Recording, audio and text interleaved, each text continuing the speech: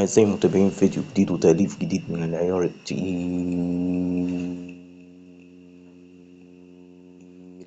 جدا.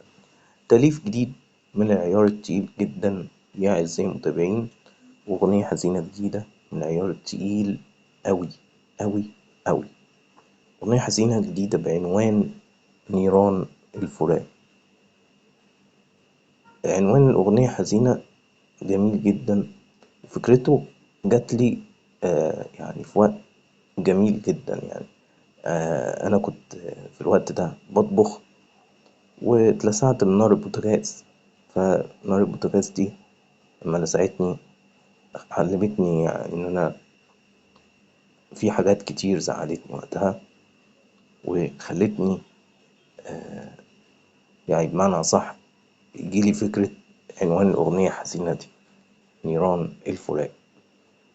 أعزائي المتابعين، اللي لسه ما اشتركش في القناة يشترك ويفعل الجرس.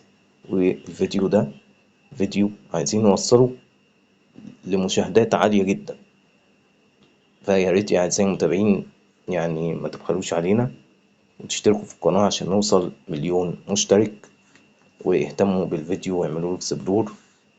وطبعا يا أعزائي المتابعين هستعرض لكم قناة اليوتيوب القناص إديتور. طبعا يا أعزائي المتابعين،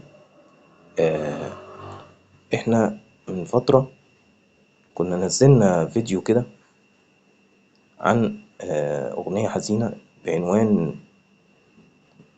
يا عيني عليك، وكلمات الأغنية الحزينة دي أبهرتني نجاحها جدا.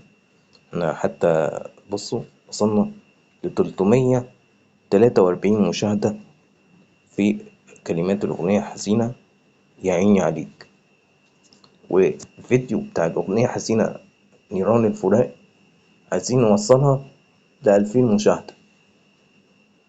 يا أعزائي المتابعين، وانتظروا كل ما هو جديد مما يخص الأغاني الحزينة، لأن في قنبلة أغاني حزينة حرفيا حوالي بتاع يعني عدد ما لا يقل عن 15 أغنية حزينة، بس كلهم مش هقدر أنزلهم في شهر إبريل، فهننزل جزء منهم في شهر إبريل وجزء منهم ينزل في شهر مايو.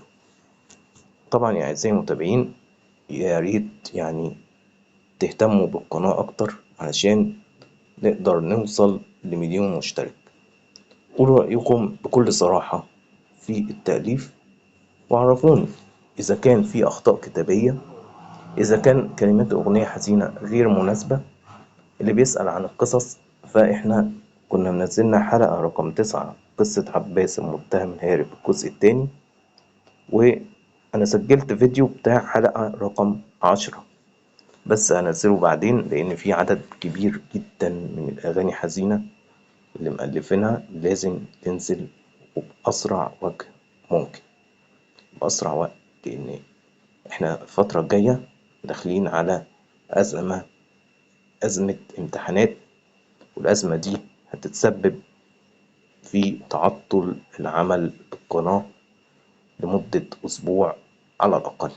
فعشان كده احتمال نكثف الفيديوهات الفترة الجاية عشان نلحق ننزل التأليفات الجديدة قبل بداية تعطيل العمل بالقناة. وأشوفكم في فيديو جديد يا أعزائي المتابعين، مع السلامة.